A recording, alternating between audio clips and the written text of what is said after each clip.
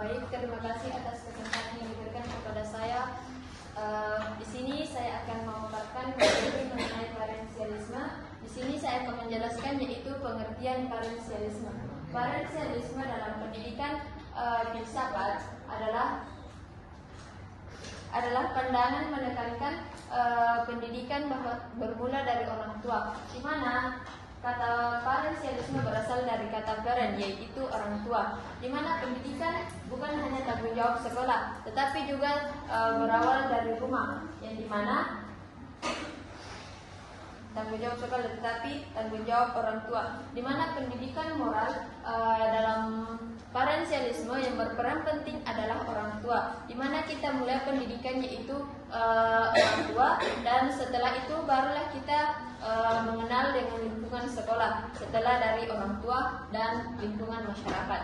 Nah, pendidikan dari orang tua sangat penting karena mengajarkan kita bagaimana tata krama yang baik dan berperilaku baik dan sopan kepada sesama. Parensialisme juga secara etimologis berasal dari bahasa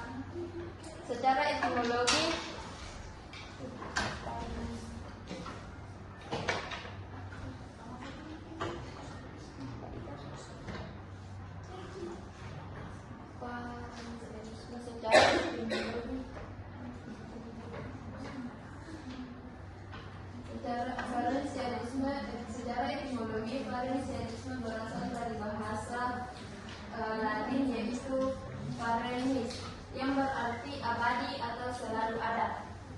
Mungkin saya sampaikan, saya berikan kepada moderator. Baik, itulah yang sempat pemateri kata memaparkan terkait pengertian parensialisme. Selanjutnya saya persilakan kepada pemateri kedua untuk melanjutkan materi yang akan disampaikan. Tidak tempat, silakan. Terima kasih atas kesempatan yang telah diberikan kepada saya. Di sini saya akan menjelaskan mengenai sejarah. Parensialisme sebagai aliran filsafat pendidikan memiliki arti yang sangat penting dalam sejarah pemikiran manusia, khususnya dalam filsafat klasik barat. Aliran ini tidak muncul secara tiba-tiba, melainkan hasil perkembangan dalam akar pemikiran di dunia kuno. Pemikiran parensialisme ini dapat ditelusuri kembali ke filus Yunani kuno, sebagaimana seperti Plato berpendapat dalam karyanya yaitu De Republik, memperkenalkan gagasan tentang dunia ideal bahwa terdapat bentuk-bentuk kebenaran dan keadilan yang tidak berubah, meskipun di dunia fisik berubah. Selain itu, sejarah tentang parensialisme juga sudah berkembang pada abad pertengahan. Seiring perkembangannya zaman, parensialisme mulai tergeser oleh aliran baru seperti idealisme, empirisme, dan pragmatisme. Pendidikan ini menjadi lebih berorientasi pada pengalaman praktis dan adaptasi terhadap perubahan zaman. Mungkin saya bisa disebutkan dari pendidikan. Baiklah, mungkin itulah materi yang sempat pemateri kedua sampaikan. Selanjutnya saya persilakan kepada pemateri ketiga untuk menyampaikan materinya. Waktu dan tempat dipersilakan. Baik, terima kasih atas kesempatan yang telah diberikan. Kepada moderator, Assalamualaikum warahmatullahi wabarakatuh. Baik, saya akan melanjutkan materi dari Guru Amelia, yaitu prinsip-prinsip parensialisme. Prinsip-prinsip parensialisme terbagi menjadi 8, tapi yang saya jelaskan hanya 4 karena selebihnya dilanjutkan oleh Saudari Hasmianti, di mana yang pertama yaitu paradigma sosial dan politik. Parensialisme menekankan pentingnya keberagaman dan pluralisme dalam masyarakat. Dalam konteks ini, manusia diwajibkan untuk mengakui adanya realitas bahwa kehidupan manusia itu sangat beragam dan tidak dapat dipaksakan dalam satu model atau sistem yang seragam.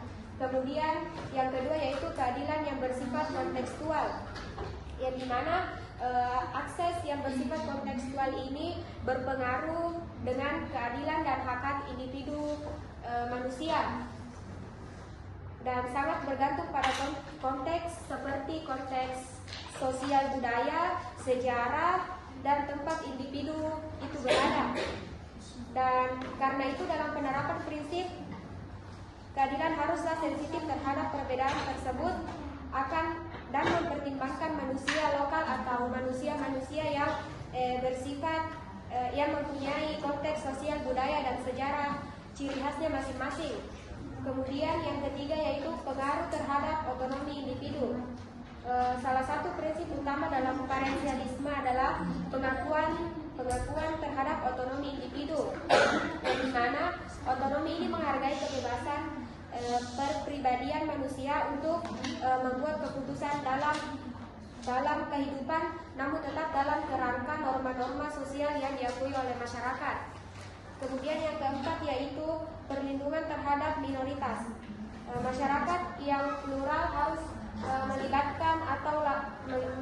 melibatkan kebijakan atau langkah-langkah yang memastikan bahwa suara dan hak-hak minoritas tidak terabaikan atau terdominasi oleh masyarakat. Baik, mungkin hanya itu yang sempat saya sampaikan. Baik, itulah sempat materi otak yang sempat beliau sampaikan. Selanjutnya saya serahkan kepada pemateri selanjutnya untuk memaparkan materinya. Waktu dan tempat dipersilakan. Baik, terima kasih atas kesempatan yang diberikan oleh moderator. Di sini saya ingin melanjutkan pemaparan materi dari rekan saya, yaitu prinsip-prinsip parensialisme. Nah, yang kelima yaitu dialog dan konsensus. Prinsip lain dari parensialisme adalah pentingnya dialog dan pencapaian konsensus dalam masyarakat. Nah, yang keenam, keseimbangan antara hak individu dan kewajiban sosial. Dalam parensialisme ada penekanan pada keseimbangan antara hak individu dan kewajiban sosial. Yang ketujuh, toleransi dan penurunan terhadap perbedaan. Parensialisme mendorong pentingnya sikap toleransi terhadap perbedaan. Dan yang terakhir, pendidikan dan penyuluhan sebagai pilar pengembangan. Untuk memperkuat prinsip-prinsip tersebut, pendidikan dan penyuluhan tentang pentingnya keberagaman, keadilan, hak asasi manusia, serta prinsip-prinsip demokrasi menjadi sangat penting. Mungkin itu saja pemaparan dari saya kembalikan kepada moderator. Baik, terima kasih atas pemaparannya. Selanjutnya saya persilakan kepada pemateri selanjutnya untuk menyampaikan materinya. Waktu dan tempat dipersilakan. Baik, terima kasih kepada moderator selalu berkawan kepada saya. Di sini saya akan melanjutkan materi dari saya, yaitu perkembangan parensialisme dalam pendidikan modern. Yang pertama ialah globalisasi dan kebutuhan untuk pendidikan multikultural. Globalisasi telah menyebabkan peningkatan migrasi, pertukaran budaya dan konektivitas internasional. Hal ini mendorong munculnya kebutuhan untuk pendidikan yang lebih multikultural yang mengakui dan menghargai keberagaman budaya dalam kelas. Yang kedua ialah pendidikan inklusif dan akses untuk semua. Dalam beberapa dekade terakhir, konsep pendidikan inklusif semakin berkembang. Pendidikan inklusif memastikan bahwa setiap anak, termasuk mereka yang memiliki kebutuhan khusus, memiliki kesempatan yang sama untuk belajar dan berkembang. Yang ketiga ialah